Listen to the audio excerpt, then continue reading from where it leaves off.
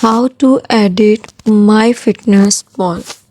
Firstly, open the app. You can see at the bottom that there is a dashboard. Click on it. This type of screen appear. You can see your today's Myfitnesspal. Click on this edit here. You can edit your calories, goals, steps, exercises. You can add carb goals and you can edit your weight. In this way you can edit Myfitnesspal. Before this, just make sure watch the complete video and consider showing your support by commenting, liking, sharing and subscribing to our channel for more valuable content in the future.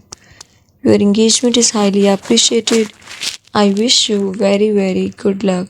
Thanks.